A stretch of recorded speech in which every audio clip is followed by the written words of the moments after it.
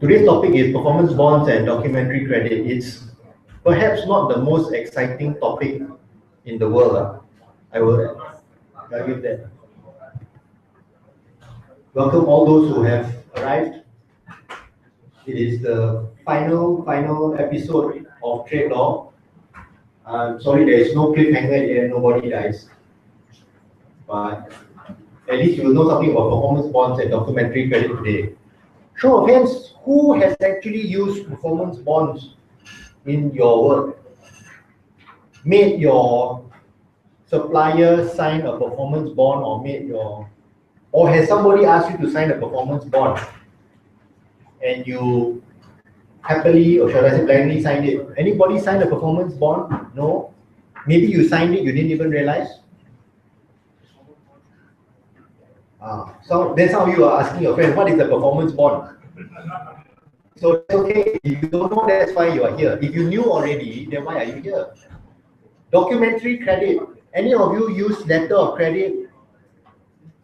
Normally, if you are selling or buying cross-border, if you have a foreign customer or foreign supplier, you may have to use letter of credit. Anybody has done that? No? Really? Not even one. Everybody is dealing locally, but I know that in this class, you can't even tell me who your customer is, so don't tell me. Actually, I guess who your customer is, but I also cannot say. So I know and you know. Okay. Can already. So there's two things to cover today, which are actually, they are not the same, but they are quite related. After we finished everything, you will understand why they are related. One is bonds, and the other one is documentary credit. And there are different kinds of bonds as well. So when I show you this scope of lecture, this usually is your syllabus, right? This was determined years ago when whoever created this course decided this is the syllabus. Therefore, these are the kind of things that you need to know. So when you go back to all your lecture slides and you look at the scope, this is the bare minimum that you need to know. Which means that in order for me to make sure that you actually know this at the end of a course, what would I have to do in an exam question?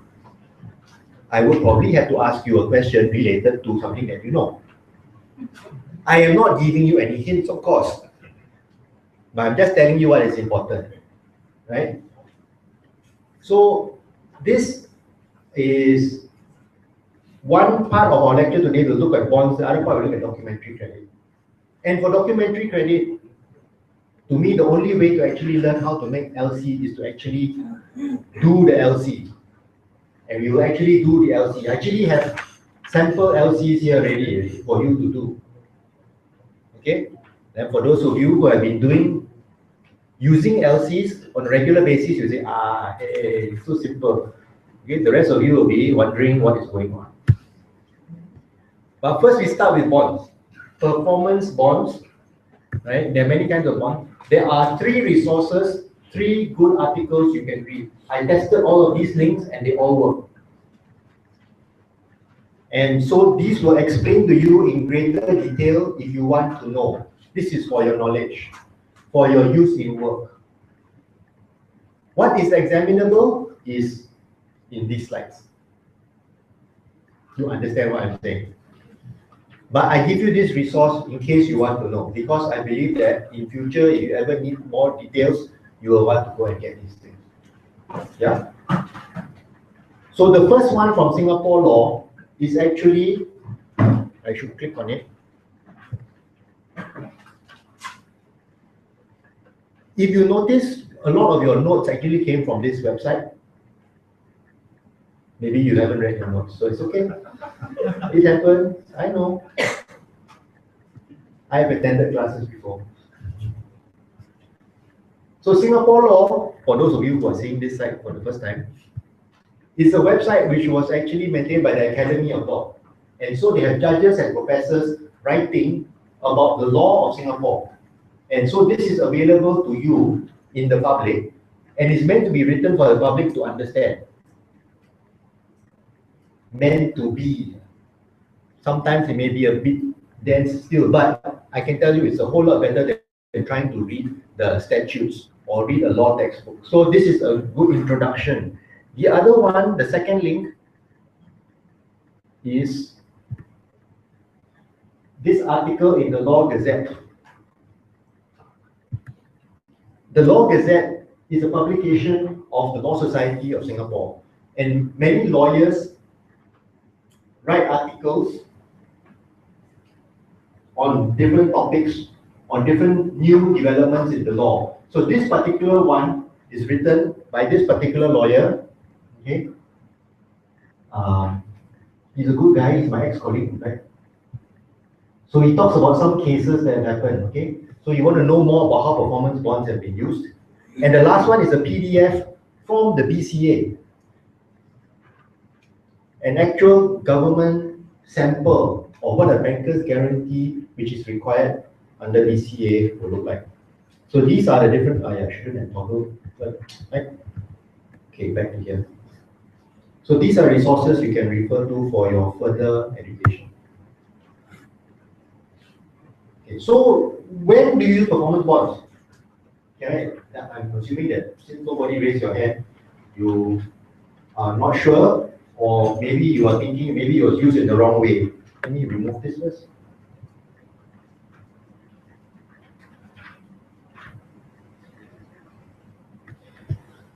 Normally, this performance bond is a document which is required as a security for the seller's obligation.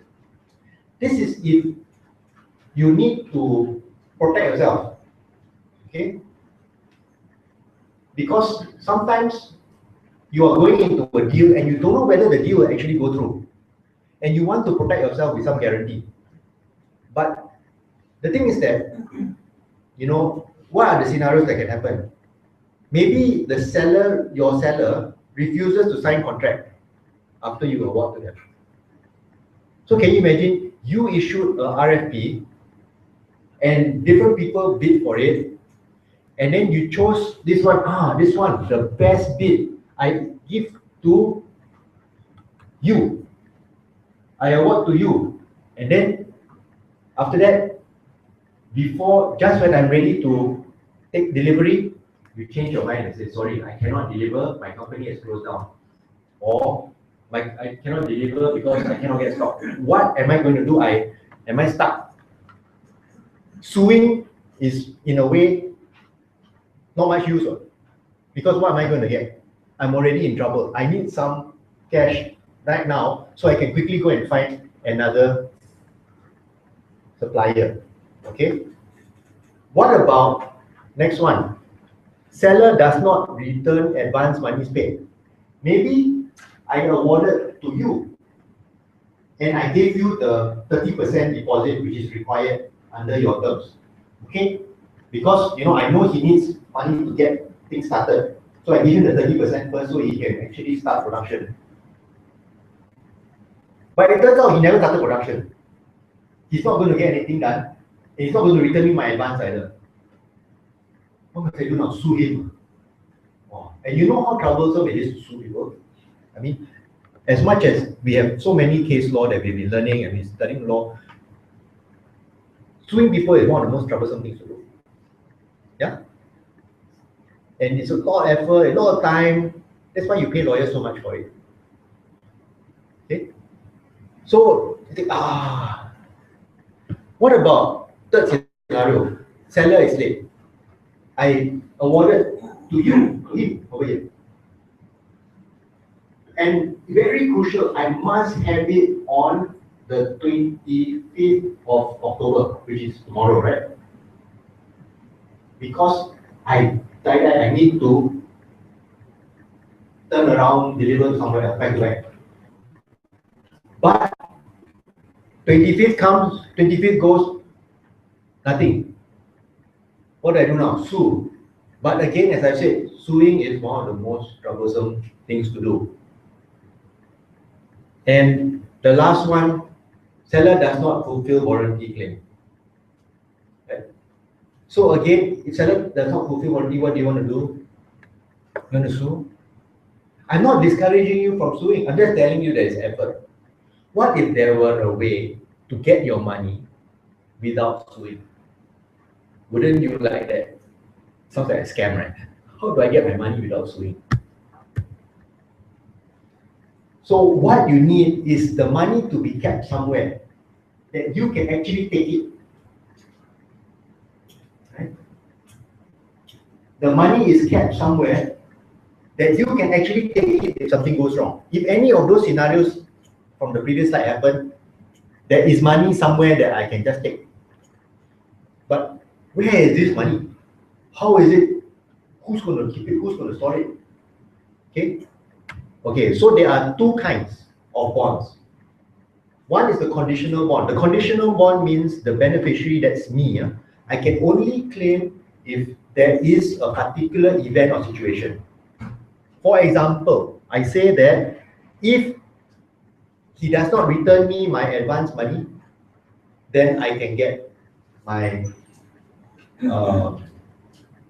bond, I can claim the money.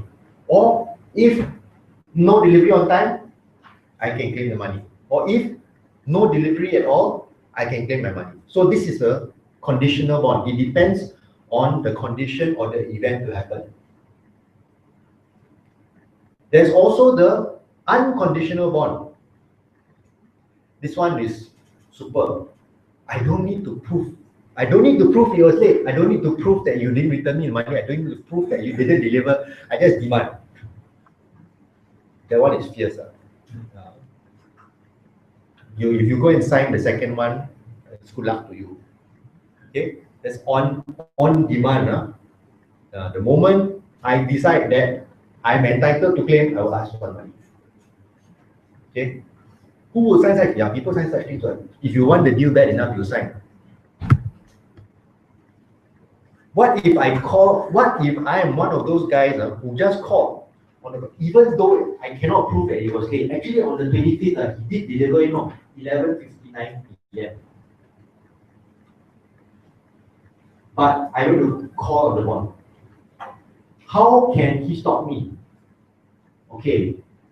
One thing is he can say there was fraud.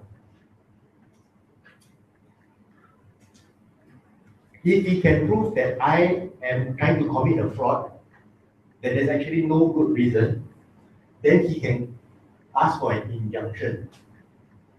That will put more effort on him because he has to get the court order and injunction to stop me from calling on the bond. By the way, who's holding on to the money? Bank, yes. The bank is holding on to the money. The bank is basically sitting there waiting to know, do I pay, do I not pay? If I make a demand and my document says demand bond, the bank says, okay, I will pay this. He has to quickly get a court order to say, stop. Don't pay. Then the bank says, oh, court order. I wait until you go and fight it out. Okay? So he has to prove that there's fraud on my part, and it has to be a real lack of honest belief. Meaning it's not that I made a mistake and that he delivered late. Maybe I got my watch was fast. Watch at 1 hour fast. But it can prove fraud if I'm really dishonest, if I'm really trying to pull a fast one on him. So that's how he can stop me from calling on the bond. There's also a justification called unconscionability. And this is something which it's not by people who are unconscious. Unconscious means you're knocked out. It's people who are doing something beyond their conscience. Conscience is supposed to be in your heart, you know whether it's right or wrong. If you remember those old Tom and Jerry cartoons where Tom actually has a chance to whack Jerry with a hammer, and then on one side there's the devil and on that side is the angel. And the angel is telling him, don't do it, be kind, and the devil is telling him, whack him. That's your conscience speaking, telling you what is right or wrong. So if you ignore what is right or wrong, then you are working unconscionably, and which is an adverb. Unconscionability is the noun. Sorry, my kid just finished the primary school exam, so to remember all these things. So Anyway, unconscionability is a ground under Singapore law for injuncting cause. Injuncting is a verb for injunction. To injunct means to stop. It's not to put needle. That's inject. I put bracket reason. Ground is a reason. Okay, there are all these legal terms where these are grounds for injuncting the cause. Basically, it's a reason to stop. So either he can prove that there's fraud, or he can prove that I am working outside my conscience, meaning I'm being unfair, or wow, I am being so reprehensible or lacking in good faith that the court of conscience would restrain me or refuse to assist me. That what I'm doing is so evil, right? It's so evil that the court will come in for the sake of justice and stop me from calling on the bond.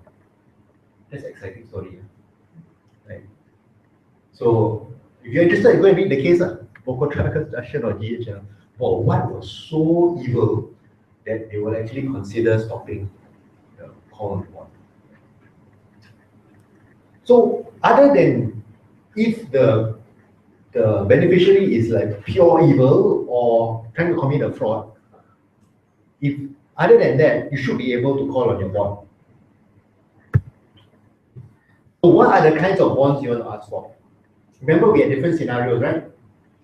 So you need to be aware of these three bonds because it's in your syllabus. So the next three parts should be quite interesting, right? Okay, so you have the bid or tender bond. Anybody used this bond before? Does it seem familiar? Let me describe it to you. If you have, okay, now sometimes you are bidding for a project, right? Sometimes the project owner wants you to sign this bid bond. Why do they want you to sign this bid bond? They want to know that you are serious, that you are serious about actually taking on this. And that you will actually enter the contract at the price, and that in fact you are now guaranteeing that you will sign future bonds as well. Wow, this is the beginning of a lot of obligation. Why is the project owner so scared of you? He's not scared of you per se. He's actually scared of the people who are bidding at some super low, ridiculous price, right? You know, right? There are people in the market who will underbid you at some ridiculous price. You see them, you know, impossible. How can you at this price deliver? You've seen those people bid, and you think, what kind of, what kind of game are they playing? Basically, they are there to try their luck. They try and then they make your work harder, right? They're there to mess up the whole market. If they get awarded the bid, can they actually deliver? You know they cannot. You are bidding, let me just throw a random number. You suggest you can do the project at 100K. This competitor says they can do it for 20K. If they get awarded, will they get awarded, first of all? If they say 20K, you say 100K. Good chance, right? Now, right? You bid 100, they bid 20. Do you think they can actually deliver? No, all you shaking here. So the project, in the end, who suffers? Of course, you suffer. You didn't get the bid. But who is going to suffer? The project owner will suffer. Awarded, took the effort, go and award the bid. Then this clown turns around and says, oh, cannot. So the project owner is going to lose time and going to lose money going back into the bidding process again, and probably is going to have a delay. And you know, what are you going to sue? Sue for what? Troublesome, right? So instead, we make everybody sign a bid bond. So if you bid, and I award to you, means you will do, okay? If you don't do, I will go and claim the money. No need to talk much. Don't explain to me why you can't do. Don't explain to me why 20K, oh, I made a mistake. I missed out 1 0 at the end. No such. Don't talk. No need to tell me anything. I'm just going to the bank and taking my money. Can already. That's what the bid bond is for. So that only serious parties are going to bid for this project. Anytime you have a question, just jump in, okay? So if you have ever had that problem with your supplier, you can use the same thing. Bid bond on them. Yeah, if you got this problem with the supplier. And so now you know that when you are being asked to put in the bid bond, it's actually protecting all of the bidders. You know that your organization, of course, will never be the clown, because you all will always, you all will not turn around and say cannot deliver. So it's protecting you from all these kind of clowns who want to come in and spoil the market. Okay, so everybody will have to provide it before you can participate in the tender, right? And it's about usually for 1%. So if it's 100K, then you're doing 1,000. It's not a real punishing amount, but it will make people at least think first. $1,000 versus, it's not you don't throw away $1,000 for nothing. Okay, so this is to ensure that if we actually award to this guy, he will actually do the job. He will actually come up and sign the contract. In fact, this is not even whether the supplier will actually fulfill the whole contract. This is the supplier won't even sign the contract. This is the people who are so bad that they bid, they get awarded, and they don't even come and sign. Right? So, not you, obviously not in this room, but there are people who do these kind of things. So to the project owner, they have to protect themselves by making them do. So if you don't come and sign, don't talk much. I just take $1,000. Okay? So that's basically will be the compensation for the project owner. So that's your bid bond before the contract is even signed. Now, after the contract is signed, very often there is a cash advance. Because in many projects, you have to give a cash advance so that the supplier can actually start ramping up. Yeah, you usually give some advance, maybe about how many percent? How many percent advances do you give to start? Sometimes supplier will ask for 30%. 30% is not unheard of, right? 30% is now with the supplier. On the idea that the supplier now needs to get raw materials, get staff up to speed. How do you know that you can get that 30% back if something goes wrong? And don't say go and sue, because as I said, that's very troublesome. So the idea is you make them sign the bond so that if you find out that the cash has been used for some other purpose, right? For example, you give them 30% instead of going to get raw materials and to start modifying their factory. Instead, they went to buy themselves new Ferraris. Oh, that's it. You call on the bond. Okay. So this is to enable the seller to receive deposit or down payment. Now, you flip around. Sometimes you are the supplier. You want to get 30% down payment from your customer. Then your customer says, how do I know I can get my 30% back if something goes wrong? Then you say, oh, no problem, I signed performance bond. Right? I signed an advance payment bond. If anything goes wrong on my part, and I know it won't because we're such a stable organization, and I won't go and buy Ferrari. But if something were to go wrong, don't worry, customer, because you can get back from the performance bond, from the advance payment bond. And then customer says, oh yes, advance payment bond sounds very good. I will give you 30%. So it's also to help you when you are the supplier. You see how it works? It helps your customer feel more comfortable. They feel safer because they know that the money is safe somewhere. So that is the way in which you kind of guarantee that any advance you pay is protected. So that's your advance payment bond. That's We are kind of at the early stage of the contract. The first one, the bid bond, is before the contract is actually signed. This one, second one, advance payment bond, is at the beginning of the contract when you're getting your advance deposit. Okay. Third scenario must be later than that, right? Third scenario must be the actual performance bond, that the contract is actually completed.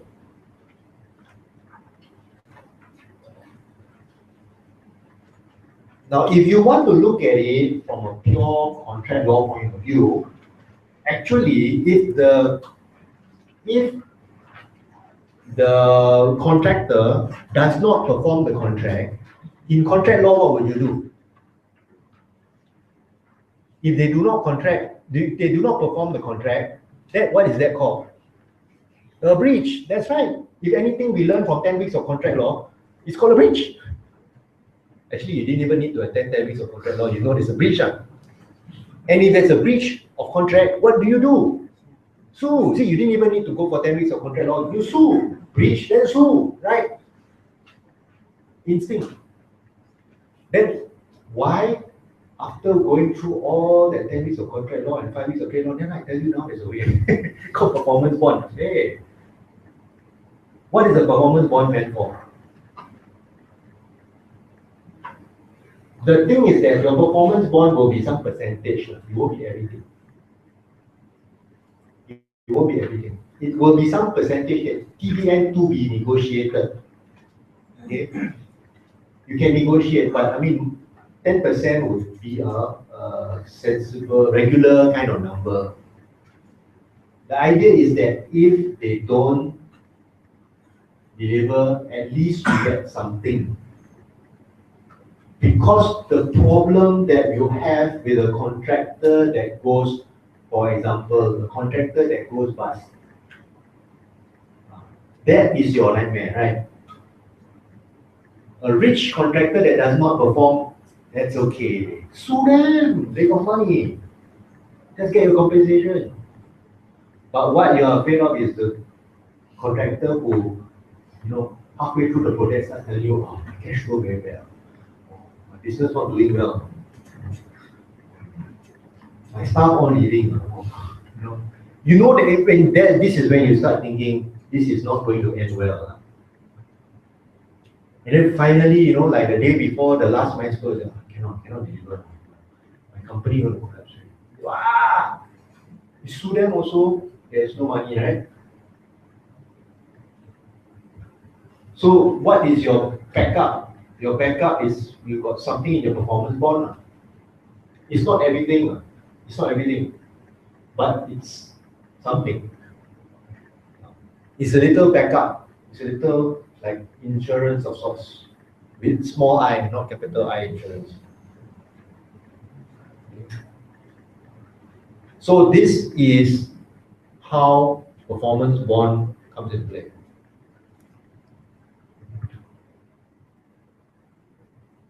The essential things you want to find in a bond are that you must say who is the principal. The principal is the seller. Then you must say who is the guarantor, which is the one issuing the bond, which is usually a bank or insurance company. Okay, the beneficiary will be the buyer or payee. The subject, contract, you must name your contract and describe it properly. The first three does not require a degree in law to fill up. You know your own name and your supplier's name. But when you start naming the subject contract, you need to be clear about which contract is being guaranteed. You need to state the detail between who and who in respect of what, dated when, annex a copy if necessary. You know what, because this is going to be this is going to be the first problem you're going to face if you didn't state clearly which contract. If you have multiple contracts with a supplier and one of them goes bad, you must be able to point back and say, I want to claim the performance bond on this contract. Likewise, if you are a supplier who has multiple contracts with a customer, you also don't want them to claim wrong performance bond. And so you want to make sure that you specify the name of contract and description clearly. This one, straightforward, maximum amount of liability, how much? There will also be an expiry date because at some point in time, the money must go back. It's not going to sit there forever. Your project, there's a time limit for you to finish and when you want to claim. It's very straightforward. After your project date is due, if it's still not delivered, you will claim, right? You're not going to say make a claim 3 years later. And this one is the other important term, your supporting docs. Now, the supporting docs are important because you need to say what it is that you need to present to the bank as proof. Look at the different situations that we have. This is, for example, if seller is awarded the contract, seller will step up to sign contract. What document will prove that they did not do this? You need the contract. The contract is not signed. That's the whole problem. What contract, what document you need to prove this? The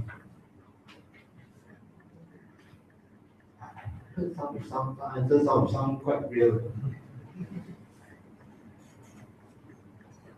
What document do you need to prove this? The terms? What terms? The offer? Yes. Offer.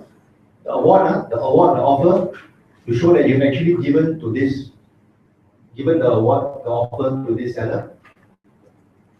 Okay, that's part of it. How else do you prove that he did not come? I apologize when I say he, I also mean she. I mean they. No, trying to gender neutral. How do you prove that he did not come? After a period of time he didn't sign up. Okay, how do we prove that after a period of time he didn't sign up?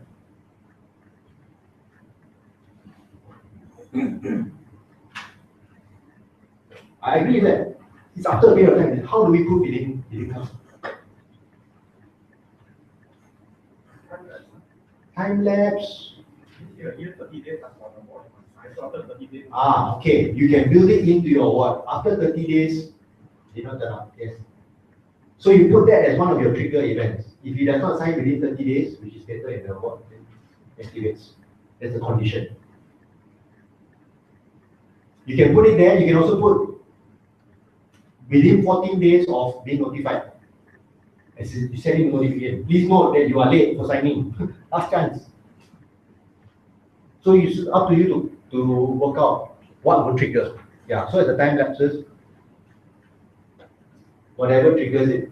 So those are the documents that you must work out with the bank. These type of things you work out before it happens. Huh? What about the second situation, advance payment? What document will you need to prove in order to get to claim the bond?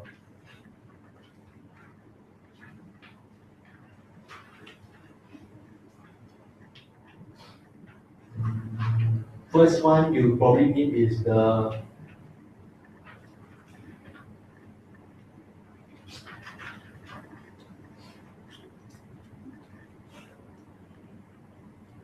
you're trying here to prove that there was an advance payment given to the contractor and now the contractor has not done what they're supposed to do and now you're trying to claim on the bond. So what do you need to start off with? What would you need first? The acknowledgement that they received the advance, good. Acknowledgement that they have received the advance.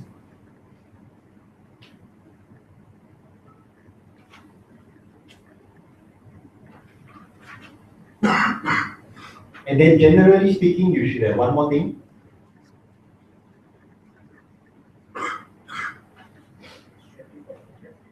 The schedule for the project.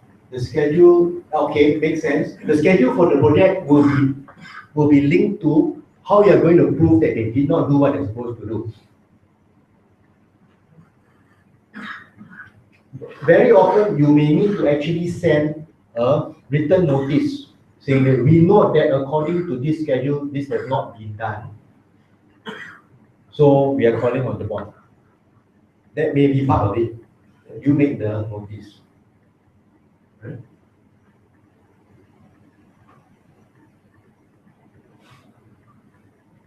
What about, or if you can take, maybe you took photos of the Ferraris that they bought. Anyway, that would be quite rare. Huh? Okay. What about the performance bond, where they actually did not perform the contract?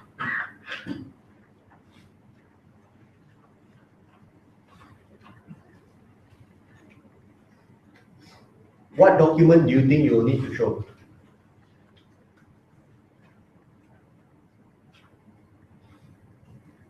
To begin with, you should show the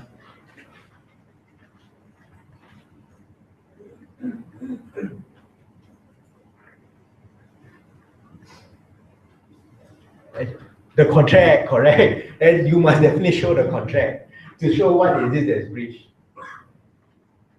And then normally you will need to also have the document which says that we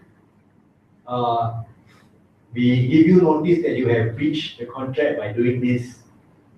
Okay, that will be the official one. The most troublesome one would be you require a lawyer's writ of summons. No. Let it be a written notice from you that triggers off. So you can see that all of these will be the supporting documents that you need to activate your whatever bond it is, whether it's a bid bond, advance payment bond, or performance bond. Right? Whatever the situation should be.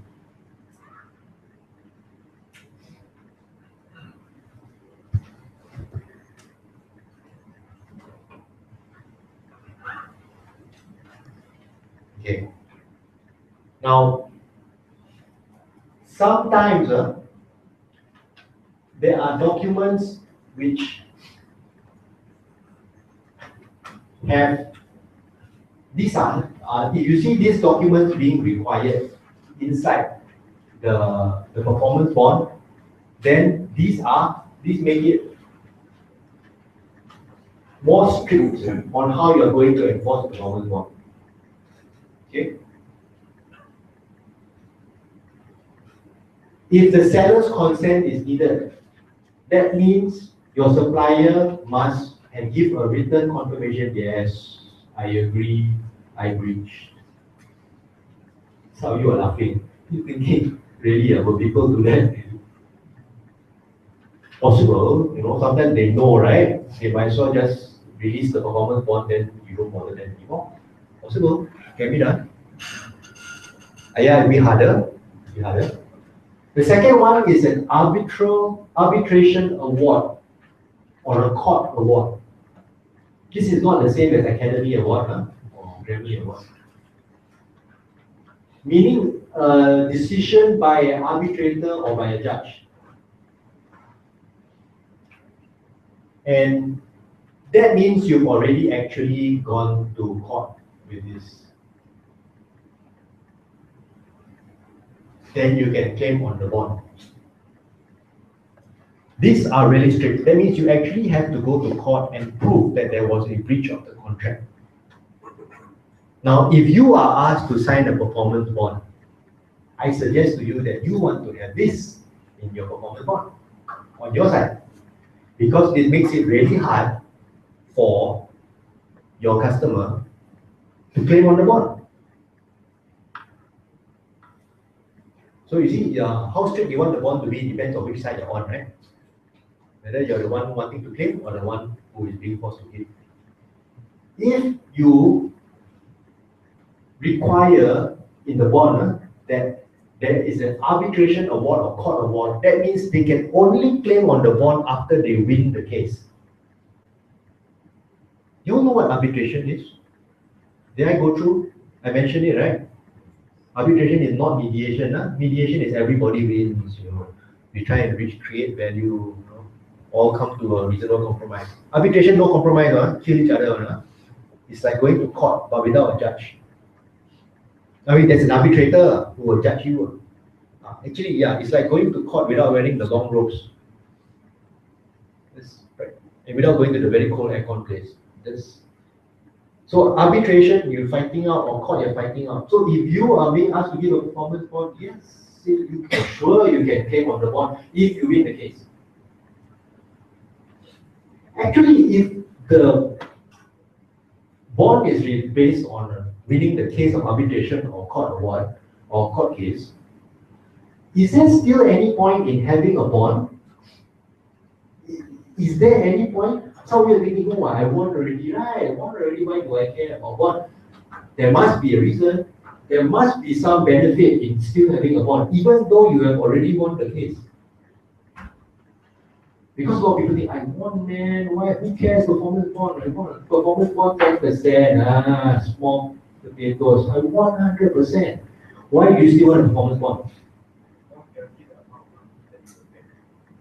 Yes, you guarantee you can get at least a 10%. And then? Well, if you want without any bond, the parent can very good. Okay, interesting point. If you want without the bond, the guy can just declare bankrupt. Correct. By the way, you won't go to jail. Criminal, yes. Criminal different case. Criminal didn't breach your contract. Criminal usually kills one of your staff and then left the body inside. That's a different story.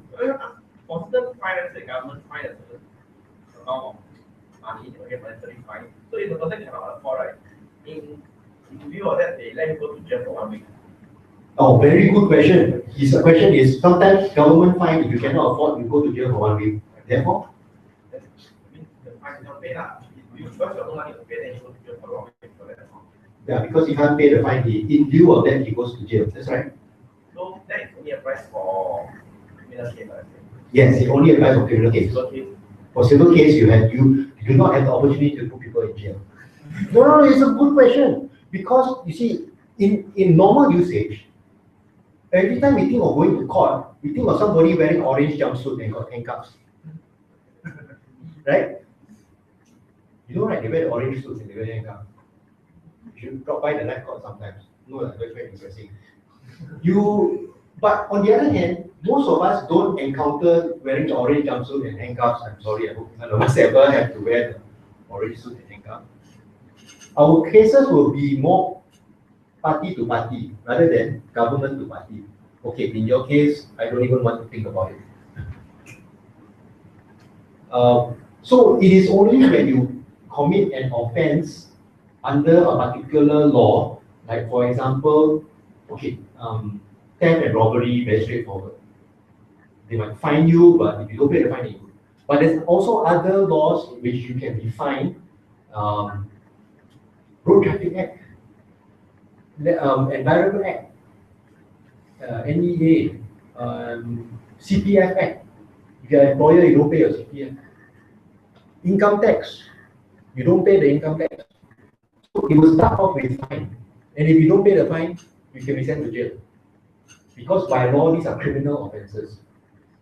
And I give these examples because a lot of people don't realize, oh yeah, actually in commercial world, there are also offenses that you can be responsible for. But the reason why people go to jail for this is because they are offenses against the state. And there's actually a law which says that, you know, if you commit this offense, you will either be fined or go to jail or both. Right? So that is why these are all criminal cases. Now, one of the things that we actually teach in the general law course, we actually spend a long time on what's the difference between criminal case and civil case. The very simple one is that criminal case involves crime. Yeah, great help that was. Offense against the state. And then the state will catch you. And then you will have to pay a fine and you will pay compensation. Sorry, pay a fine and then you could go to jail. Interestingly, the fine does not go to your victim. Your fine does not go to your victim. It's not automatic. So, if somebody robbed you and then they go to jail, doesn't mean that you get your money back. They have to be separate, no? you have to, excuse me, Your Honor, when you send him to jail, hello, excuse me, before you send him to jail, can you make him pay me back or not? That is different thing. But in the civil case, it's party to party. The state is not involved. Yeah, even in the case where you are doing a contract for the state, I'm not saying that any of you are, but if you happen to be doing a contract for the government, it's also still party to party. And if there is any dispute and there is money involved, then basically money can solve. Right? It's compensation only. Money can solve. Maybe a lot of money, but still money can solve. So in your commercial things, you will not go to jail. Yeah? If you breach the contract, you will not go to jail for the breach alone. I'm talking about you delivered late, you will not go to jail. You delivered wrong amount, you won't go to jail. Sale of Goods Act, you didn't deliver satisfactory quality, you won't go to jail. You only go to jail if whatever you breach also created a crime. For example, you supply parachute, right? And it's not of satisfactory quality, as in it only opens on impact.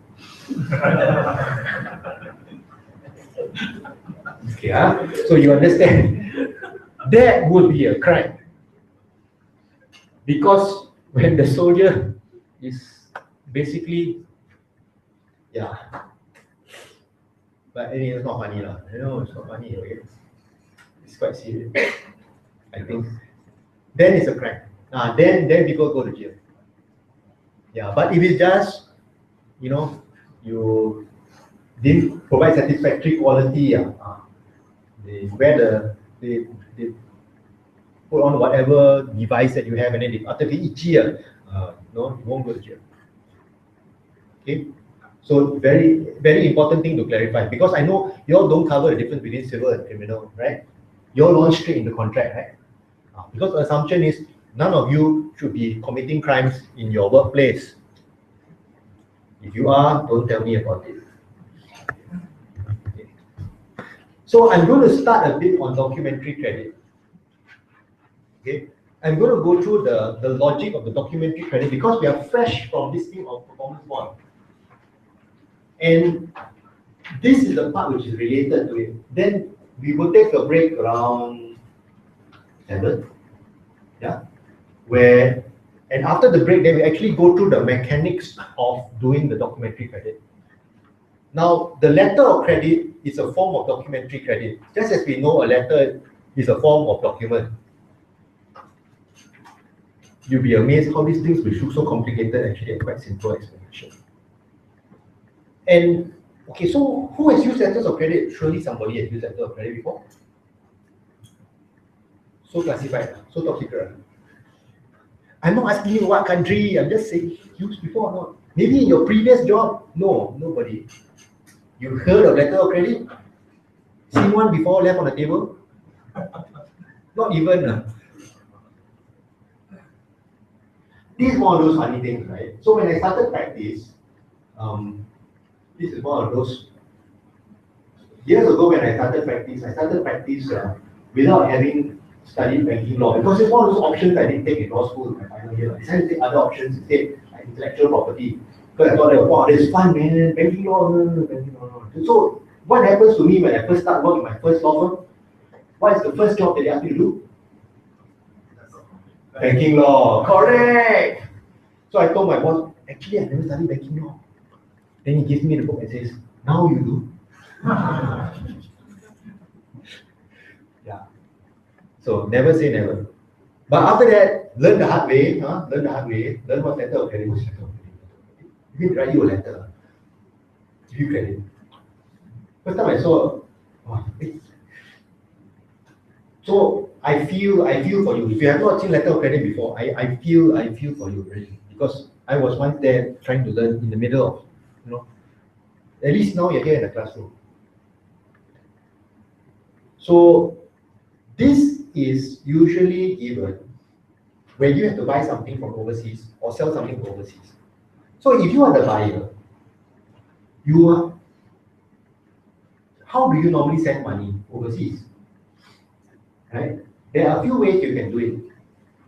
In our modern world, you can use PayPal, you can buy a Visa card, right? You go eBay, you go Amazon, you can buy things from anywhere.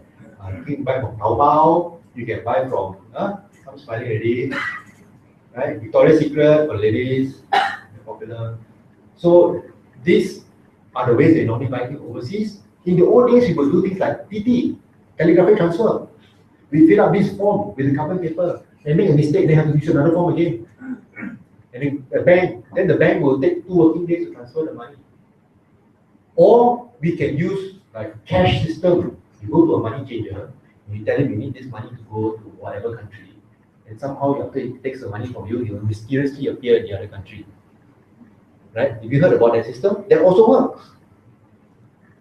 But there is a problem when you want to do this on a bigger scale. Because if you want to start buying machine parts from a foreign country, and you have maybe $1 million worth of machine parts to import, then you realize your credit card limit doesn't quite cover. Also, PayPal will not clear your $1 million purchase. And when you start talking about $1 million, do you want to TT $1 million out there and you don't know whether it will ever come back? So the whole and you're not going to give $1 million to a money changer. A simple transfer. Well, that guy will be a very happy money changer. On the other hand, if you are the supplier in the other country, you don't want to ship until you know there's money coming, right? You are kind of like, hey, who is this Singapore place? Are you part of China? Wow, you speak English quite well. Why should I send to you when I don't know whether the money is coming or not? So the supplier also wants to see there must be money somewhere. And on the other hand, the buyer says, I'm not going to send my money out until I know the product. So you're both stuck. I'm holding on to my money, you're holding on to my product.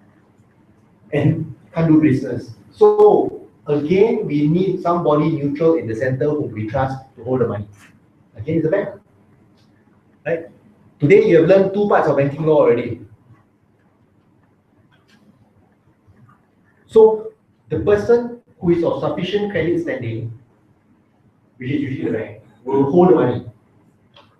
Right? The seller, the buyer will pass the money to the bank or borrow money from the bank, and then the bank only makes payment if the seller can provide the necessary documents, which is why it's called documentary credit. You say, hey, why documents? Why not the product? That's the whole point. Document can travel like that. Product takes a long time. Product is harder. So the letter of credit is supposed to be more secure because the third party is holding it. It's a trusted third party. Because you trust the bank, right? And these are the reasons why, okay, you're not going to send a check because the check can bounce. The telegraphic transfer might not be paid, or might be paid and then no product comes. Telegraphic transfer, one gone, cannot pay back. But on the other hand, if you are the seller, you're thinking, wow, I shipped the thing off, then I call, hey, where's my TT? Oh, yeah, I'll TT afterwards. Next day, hey, where's my TT? Oh, yeah, I TT tomorrow. Tomorrow comes, tomorrow goes, hey, where's my TT? Oh, yeah, next week I'll TT you. And die. The product reached already. And then the TT still has not come. You know you've been scammed, right? Okay. Or you want a bond or guarantee. The other way is you have a bond or guarantee. But this is very complicated. Your bond or guarantee, how much will you guarantee? As we saw in the last slides earlier. How many percent? How many percent were we looking at previously? 10%, yeah, that's right.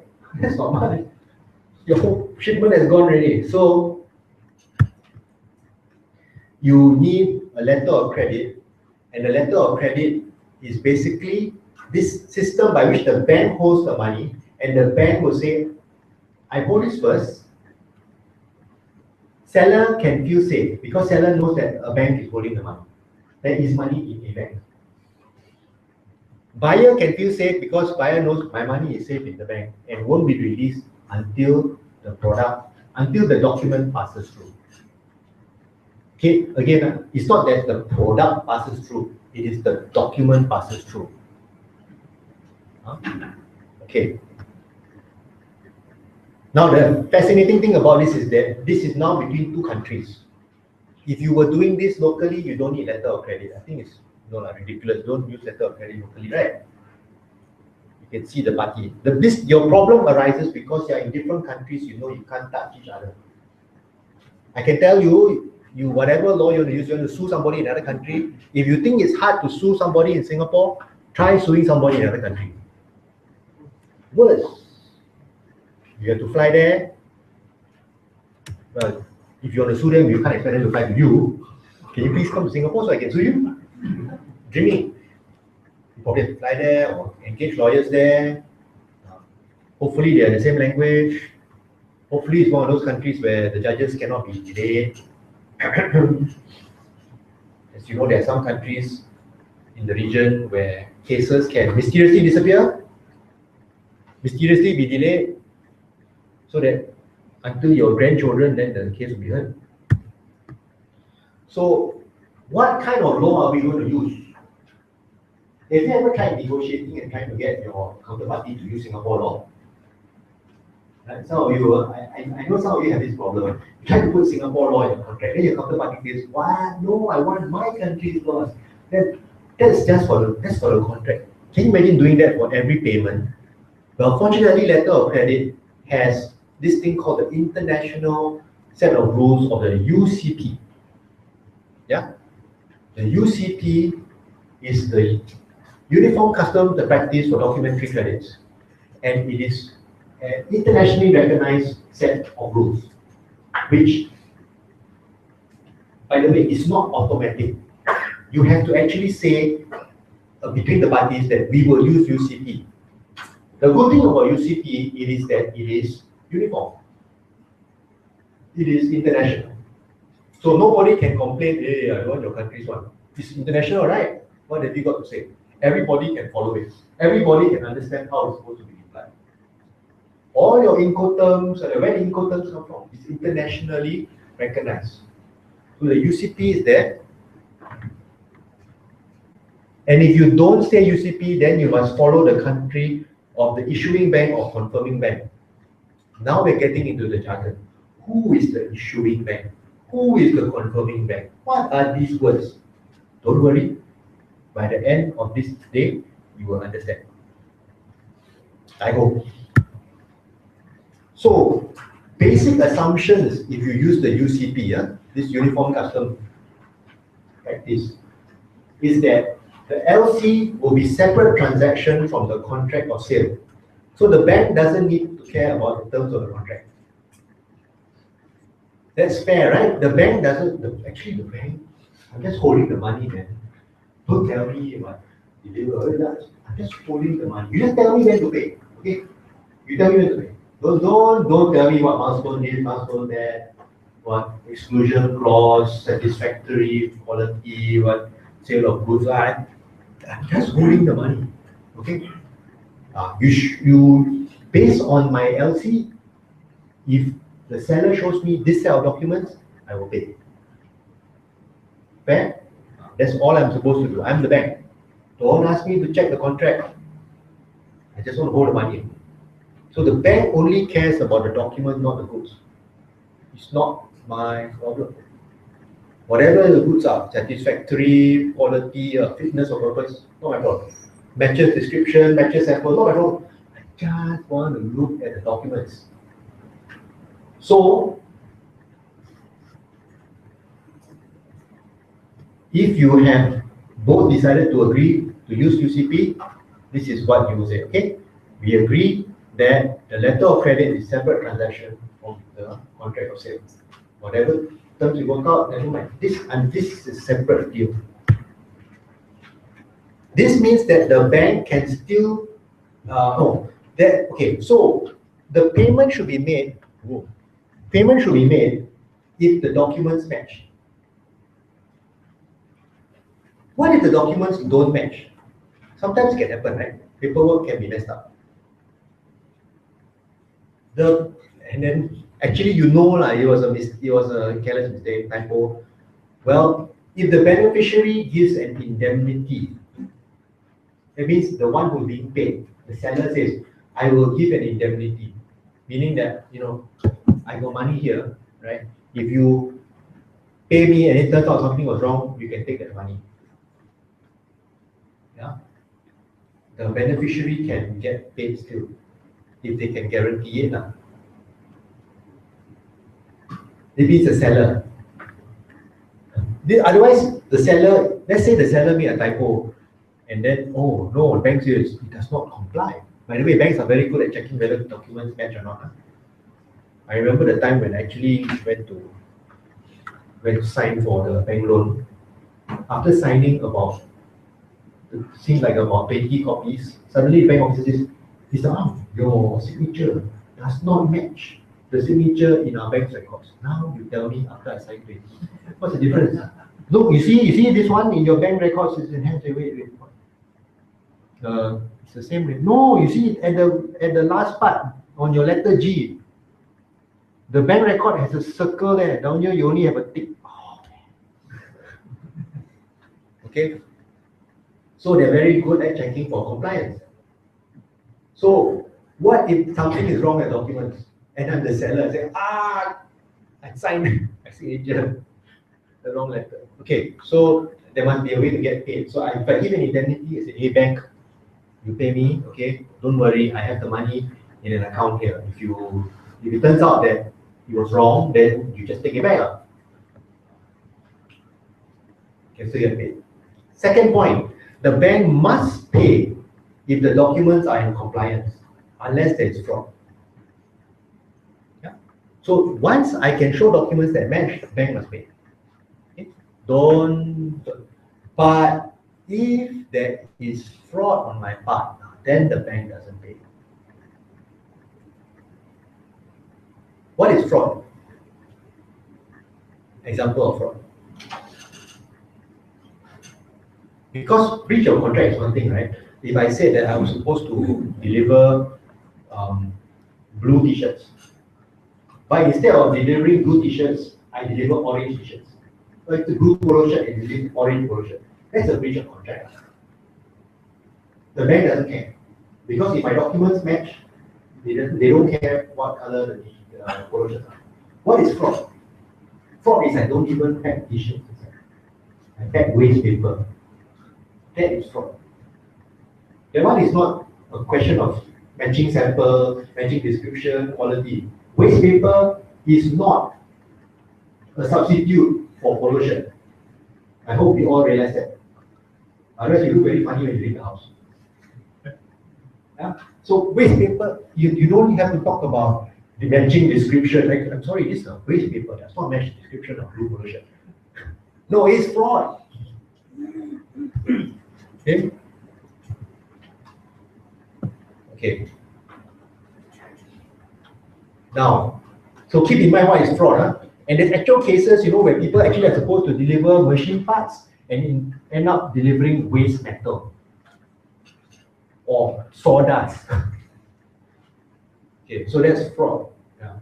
Okay, so now when the bank pays, the bank is going to ask for reimbursement from the buyer, right? This credit thing usually works that the bank will not have taken cash from the buyer actually. It is not so simple as the buyer came with 100K and put it inside the bank. Hey bank, Normally, what would have happened is that the bank says, hey buyer, I loan you 100K. Then after the payment is made, I start to claim back from you. That is what most commonly happens. Unless you are such a big time buyer that you got 100K or you have 100K cash. But most of the time, it is part of the credit. The bank says, hey buyer, I will take care of this 100K for you first. After that, I will claim from you. Maybe I will claim in installments and I will charge you interest. So the question is, Is there any time when the buyer can say, I refuse to reimburse? Well, he must show that the bank actually knew about the fraud. If the bank knew that instead of blue polo shirt, incoming waste paper, the bank should not have paid. Don't care what the document say, if the bank knew. Then your question is, how does the bank know such things? Normally the bank won't know, right? How would the bank know such things? Mysterious. How? There must be a way. How? The what? They're in it together. Oh no, that's terrible. This bank should close down already. Other than that, how would a bank know that there's actually fraud happening? Yes, the buyer will tell the bank. If the buyer knew about it early and quickly told the bank before payment was made, right? Then the bank knows. The bank cannot say, huh? Really? Fraud? Oh, really fraud? Oh, I'm paying. So once the bank knows there's fraud, cannot pay already.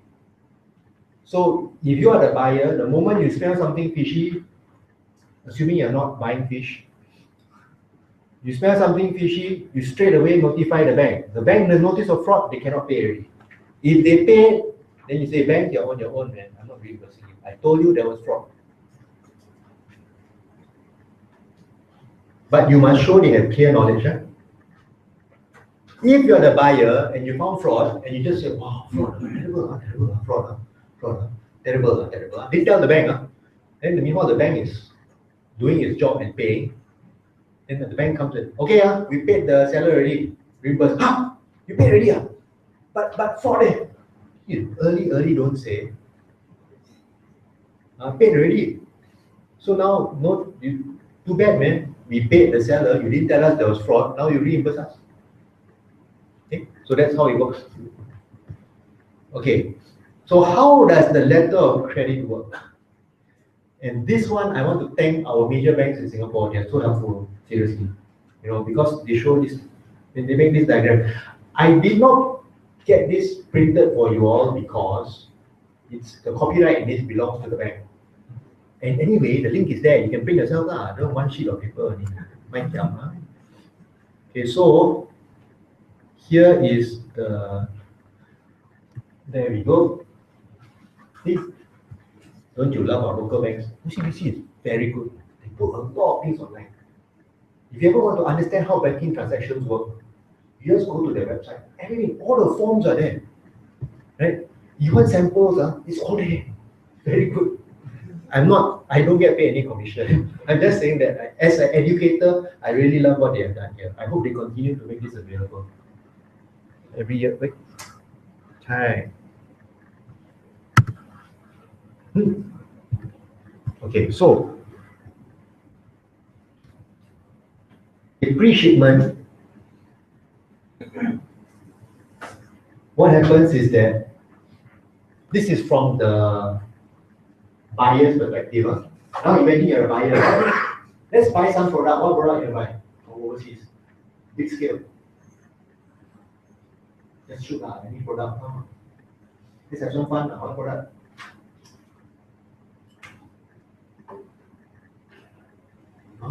No. Day really, Friday. Come on, it's Friday. What shall we do? Friday night.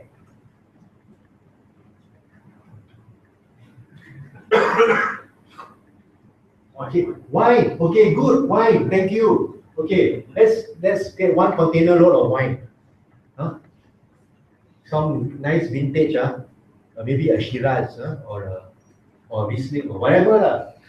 So in order to buy, you need to send an application to your bank first, right? In Singapore. Where shall we buy wine from? Where's a good place to buy wine from? Country? Australia. Okay. Margaret River. Right. So what will your local bank OCBC do? They will send the letter of credit to the Margaret River Bank, whatever that bank is. Bank of Margaret River. Because that's where your seller is, right? Your seller is using the bank there. The seller is not using OCBC.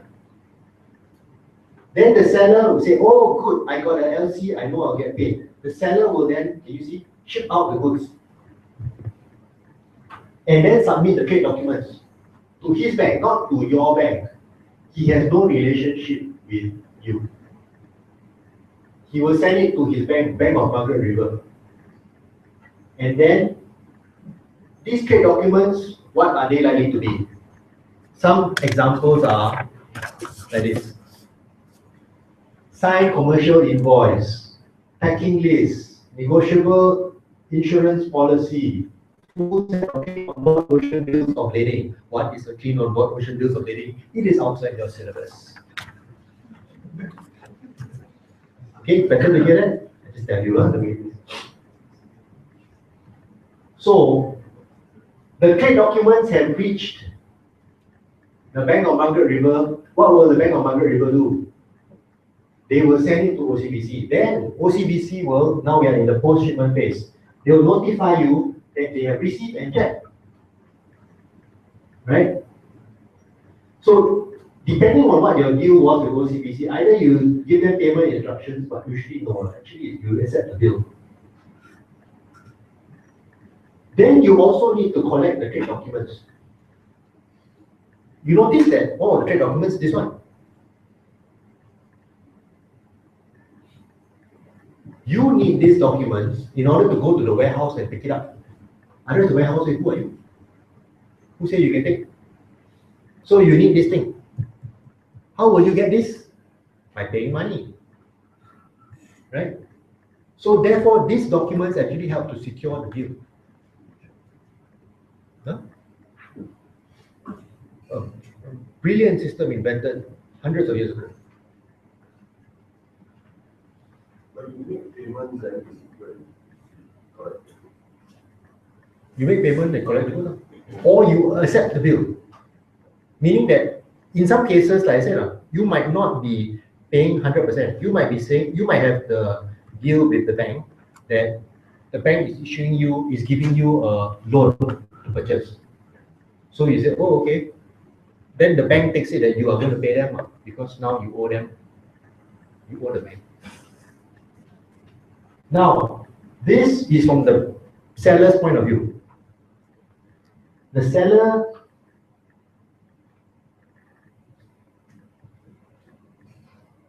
somewhere my mouse cursor is, there we go. Okay. Now, if you are the seller, you might be the one who says, hey, buyer, I can't accept your credit card, I can't accept your check, I know you're not going to send me a DD, so can you give me an LC? And so, we already saw this, right? The buyer is going to his bank, and then his bank is going to send the LC to your bank. Okay, let's say, imagine you are selling a product. What product would you like to sell? You want to resell the wine? Resell the wine, huh? What country you want to sell to?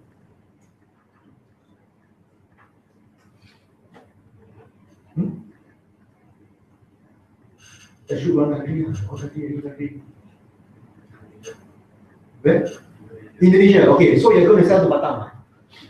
Your Batam too nearby. Sell to Jakarta. Okay? So you are you're going to ask your buyer in Jakarta, please give me LC, because I'm not going to just ship this wine over to Jakarta. Right? And so he will go to his bank. Which bank? What's the big bank in Indonesia? Mandiri, is it? Bank Mandiri? No. Bank of Jakarta. Okay. He goes to Bank of Jakarta. Bank of Jakarta sends the LC to OCBC.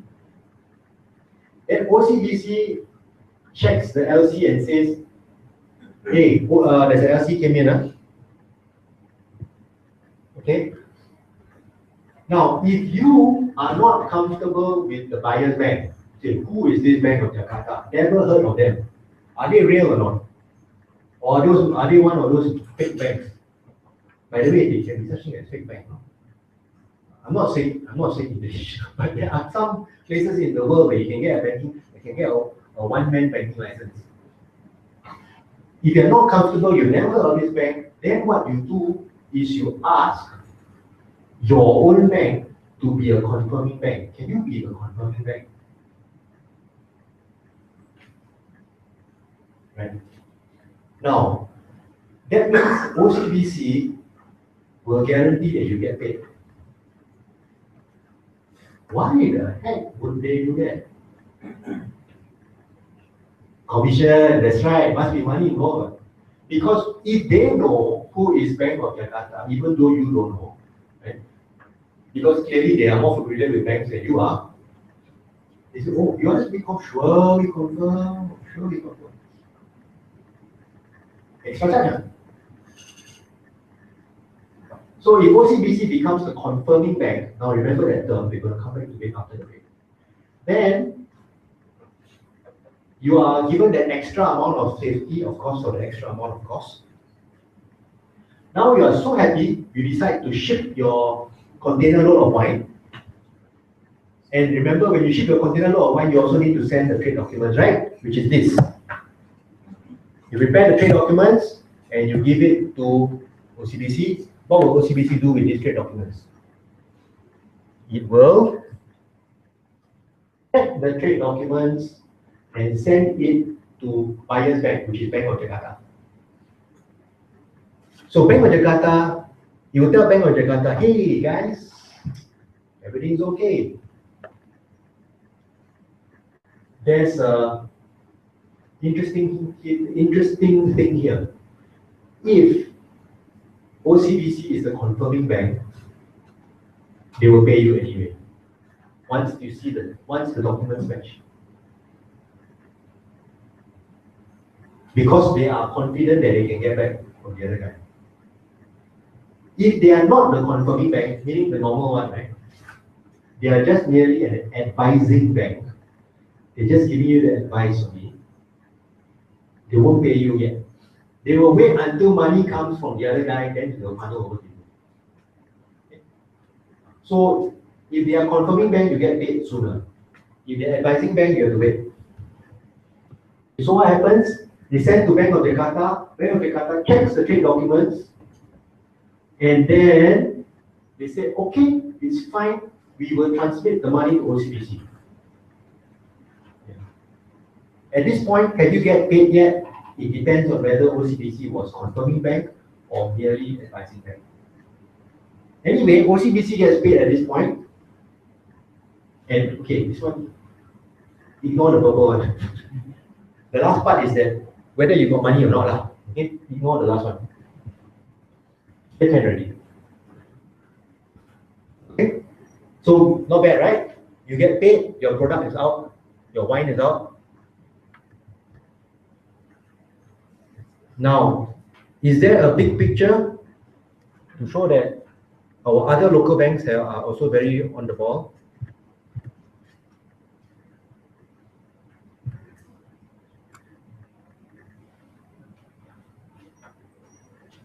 Where is the...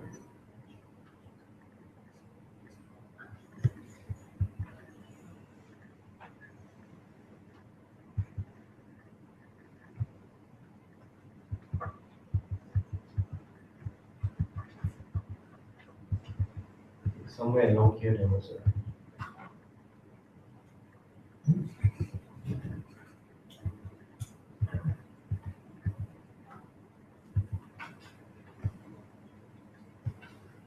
Here we go, yes.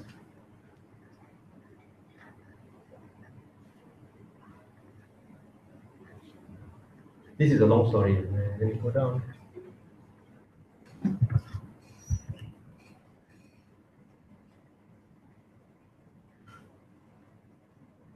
Here.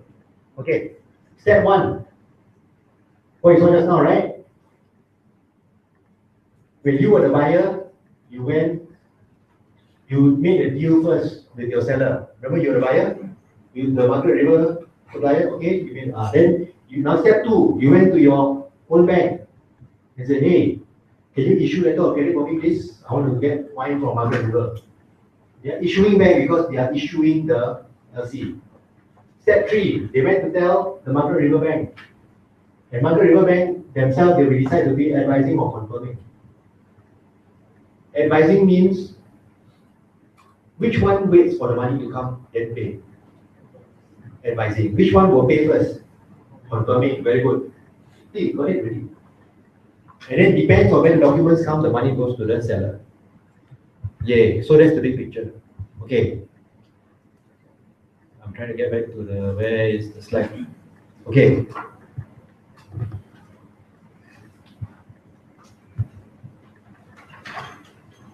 Before we go for a break, this part about how transferable letters of credit work. Okay. So this is when you have more than one beneficiary. Sometimes there is a second beneficiary who's supposed to receive money. Because maybe the first beneficiary is the retailer and actually the product comes from the wholesaler. So the first beneficiary, the retailer is only dealing with you because the wholesaler doesn't deal with customers. But in the end, the money must go to who? Wholesaler, right? They're the second beneficiary. So this one, if they get a transferable letter of credit, they can actually take the money and just pass it on to the second beneficiary. Okay? So this makes it easier because if you don't have a transferable letter of credit, that means the retailer must get money first, then find a way to pay money to the wholesaler. When you have a transfer letter of credit, you can just take the thing and send the money over. Okay. Just that lah. That's what it means. Okay. So when we come back from the break, types of credit, and then we're actually going to do a dry run of how you actually create a. So I see you all in 20 minutes.